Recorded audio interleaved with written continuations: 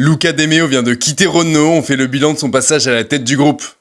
Pour rappel, il était directeur général de Renault depuis début 2020 et il quitte le groupe pour rejoindre Kering en tant que PDG où une prime à la signature de 20 millions d'euros l'attend notamment.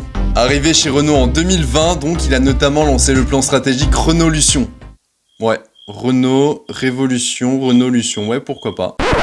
Et ce plan, c'est notamment le retour de la R5, une montée en gamme chez Renault avec des modèles comme le Symbioz, le Rafale ou l'Austral, et du côté de chez Alpine, une transformation globale de la marque avec une diversification des modèles, une plus grande présence de l'électrique et des investissements massifs en sport automobile.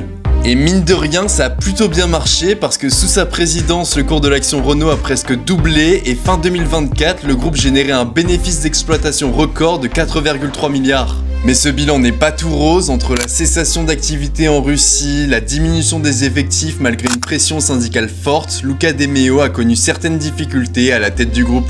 Et il s'en va surtout à un moment où Renault entre dans une phase d'incertitude, entre des prévisions financières à la baisse et la perte de 11 milliards au premier semestre 2025 à cause de la dépréciation des actifs Nissan. Est-ce que le capitaine n'a finalement pas quitté le navire au moment le plus opportun, en partant au sommet de la vague et en évitant surtout la tempête à venir ?